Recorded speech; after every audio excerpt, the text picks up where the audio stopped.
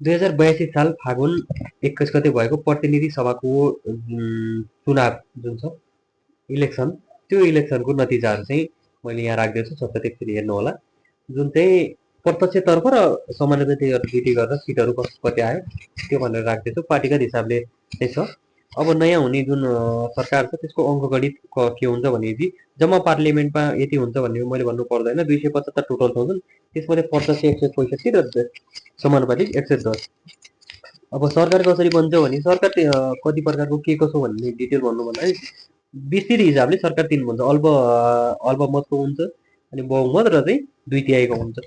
अब त्यसैले गर्दाखेरि 182 सङ्ख्या चाहिँ अलरेडी राजसभाको पुगिसकेको छ, त्यसले गर्दा अहिले जुन यो बहुमतको सरकार त त्यत्तिकै पनि उसको भइहाल्यो, तर 2/3 को लागि चाहिँ उसले अलिकति कष्ट गर्नुपर्ने जरुरी छ।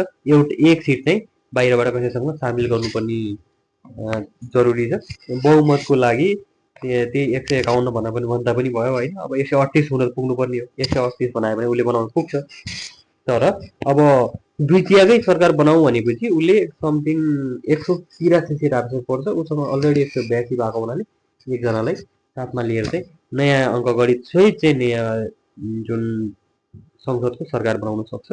अब लेट्स सी, हेरौँ के हुन्छ होइन, जे होस् आशा गरौँ राम्रै होस्। अब जे होस् स्थिर सरकार आओस्, विकासको बाटोहरू खुलोस् भन्ने कुरा चाहिँ कामना गर्छौँ। भिडियो अलिकति पनि इन्फर्मेटिभ लाग्यो भने चाहिँ हामीलाई सब्सक्राइब गरेर सेयर गरेर साथ दिनु होला है त।